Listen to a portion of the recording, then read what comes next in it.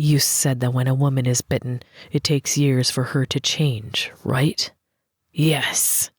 Do you think the company knows about this serpent you speak of? Do you think they could be looking for them in human form? Oh, trust me, they know. The company knows everything that goes on.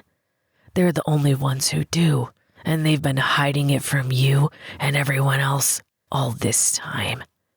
I don't trust them. Not one bit. My father was quiet after that. He waited for his turn in silence as we inched our way closer and closer to the men in strange suits. I watched my father stare into the man's eyes as he held out his arm without a flinch. Next, it was my turn. I looked back and forth at the two men performing my test. One held out a black box with a hole in the center for my arm to slide into. The other held a small screen and watched as a string of numbers ran across the center of it in a bright purple light. I'd never seen anything like it. My father had told me of the wonders of technology, but so far, all I'd ever seen was the glowing colors on the bottom of the company's hovercrafts. I slid my arm into the box. A sudden pinch burned into my skin. I pulled my arm back out and watched as the man holding the small screen gasped. He has it, the man said quietly and with much excitement to his partner.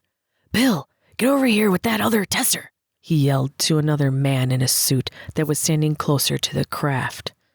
This second man pulled a matching screen out of a small pack that was hanging loosely from his shoulder. He touched the screen onto the top of the black metal box and informed me to slide my arm back in.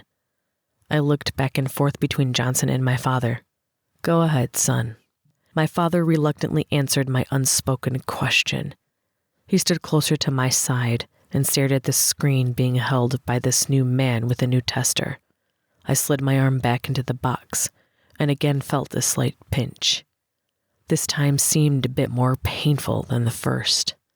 Oh my, you're right. All the men in suits suddenly swarmed around me. What? I have what? I demanded. There was no answer to my question, only a sudden confusion amongst them. More men in matching suits began to pile out of the hovercrafts, carrying strange firearms. My father told me stories of guns and bombs of every shape and size, but until that day, I'd never seen any. Quickly forming a small circle around me, the men pushed me toward the craft. This was the first real feeling of panic I'd ever experienced. Father, I yelled. I pushed against the men, but they were like a wall, separating me from my frightened dad. What are you doing? I shouted at them. Let me go!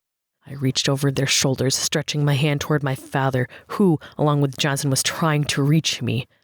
They tried with no avail to fight off the men of the company. A loud bang rang through the air.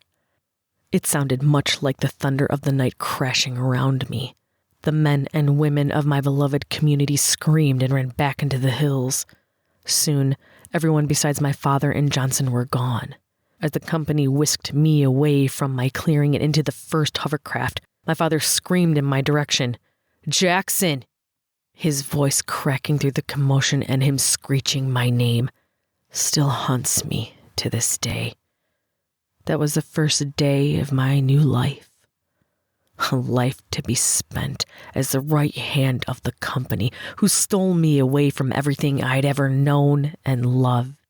A life of war and technology twisted and warped into an unexpectedly violent existence. Aside from my oh-so-realistic dreams of simple and happier times with my father, all that remains now is the memory of him yelling my name in panic. As I scrambled and reached for my father, I felt a strong and sudden pinch in my shoulder. I looked down to see a strange plastic device pushing fluid into my skin. Pulling away was impossible. My eyes started closing and my muscles relaxed as the doors to the hovercraft closed around me. Everything went instantly dark. I slipped into an awkward, drug-induced unconsciousness.